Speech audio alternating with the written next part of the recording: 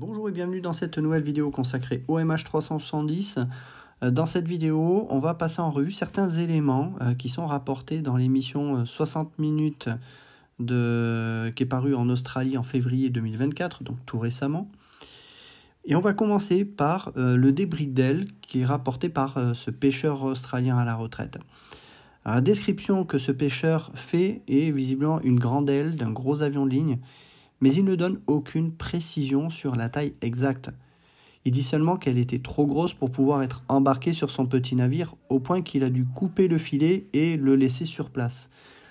La date de cette découverte serait entre septembre et octobre 2014, soit 7-8 mois après la disparition du MH370. Ce débris aurait-il dérivé aussi loin, quand on regarde la position où était l'avion?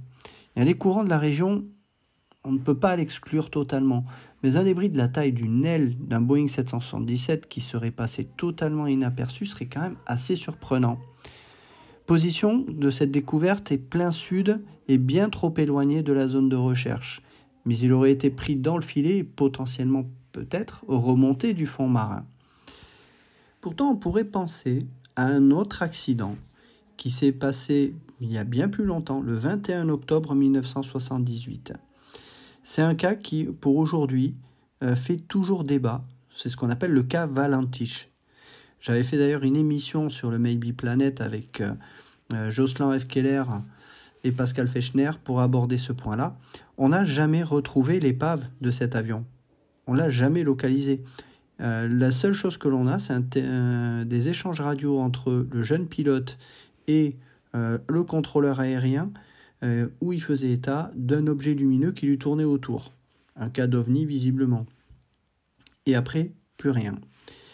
Donc on ne sait pas actuellement où ce jeune Valentich a échoué, où est-ce qu'il a pu s'écraser. On n'a retrouvé aucun débris lors de la phase de recherche dans les années 78. Se pourrait-il que le débris d'aile remonté par ce pêcheur puisse être l'aile du Cessna? Eh bien, clairement, on est à quelques centaines de kilomètres, mais on n'est pas si loin que ça de la route, comme vous pouvez le voir, que devait prendre Frédéric Valentich. Donc, c'est pas à exclure que soit Valentich s'est peut-être perdu en navigation et parti peut-être plus à l'ouest, et peut-être que ce débris a peut-être même dérivé ensuite. On ne peut pas exclure cette possibilité-là.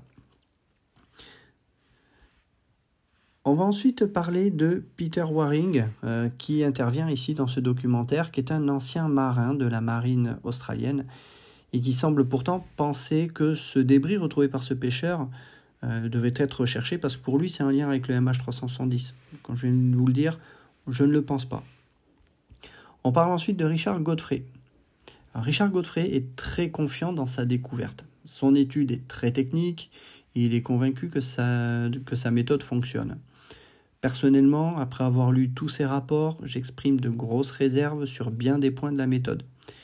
Il a beau affirmer que des scientifiques éminents l'ont rejoint, l'inventeur même de la méthode du WSPR avait d'ailleurs exprimé publiquement des réticences sur la faisabilité de la méthode pour retracer la route d'un avion au milieu de l'océan Indien. Ce qui est exact toutefois, c'est que Richard a tenté de pousser ainsi les Malaisiens à accepter qu'il s'agissait de nouveaux éléments, pouvant permettre de relancer les recherches. Malheureusement, ça n'a pas marché. Il affirme que si le pilote ou la compagnie avait fauté, l'État malaisien, étant le propriétaire de la compagnie, aurait intérêt à ne pas résoudre cette affaire, pour ne pas avoir à payer de lourdes compensations. Personnellement, je pense également la même chose. Alors pourquoi les recherches n'ont rien donné? C'est une question à laquelle essaie de répondre ce documentaire. Il pose la question parce qu'ils n'ont pas cherché au bon endroit ou qu'ils ont manqué l'épave. La réponse de la personne de la TSB est que c'est une combinaison des deux. La résolution était suffisamment bonne, comme il affirme, donc on devrait donc dire qu'on n'a pas cherché au bon endroit.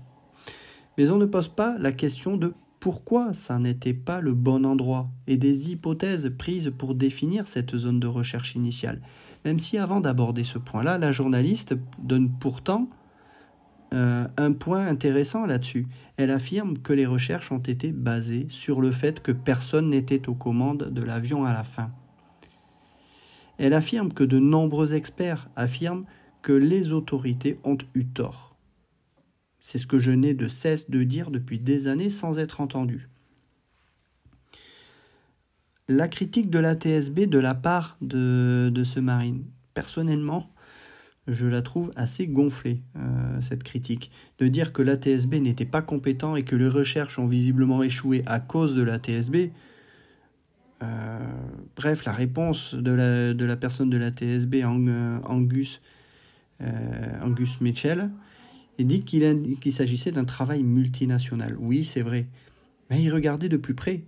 Qui a été mis à la tête du Joint Agency Coordination Center, le JACC, qui était l'organisme qui a été créé pour les recherches du MH370, ce n'est pas quelqu'un de la TSB, c'est Angus Houston, un ancien militaire.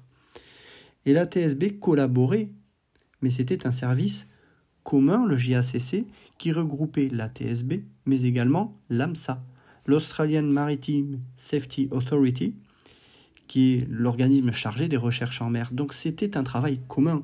Donc venir accuser la TSB d'être responsable de l'échec des recherches, ça va un petit peu loin. Voilà. Donc voilà, c'est juste ces points-là que je voulais faire noter dans ce documentaire. C'est des éléments supplémentaires, ce débris supplémentaire qui a été trouvé, qui n'apporte rien parce qu'on ne sait absolument pas à quoi il ressemble. La zone ne correspond pas avec la zone à laquelle on recherche le MH370. Par contre, peut-être ça pourrait être un autre accident, comme je l'ai dit, peut-être le cas de Valentiche. Les accusations de cet ancien marine sur la TSB sont tout simplement mensongères et ça ne fait rien avancer. On ne fait pas avancer le débat de cette manière. Voilà ce qu'il y avait juste à dire sur ce court documentaire que vous trouvez sur YouTube. N'hésitez pas à poser vos questions, j'y réponds comme toujours et je vous dis à très bientôt.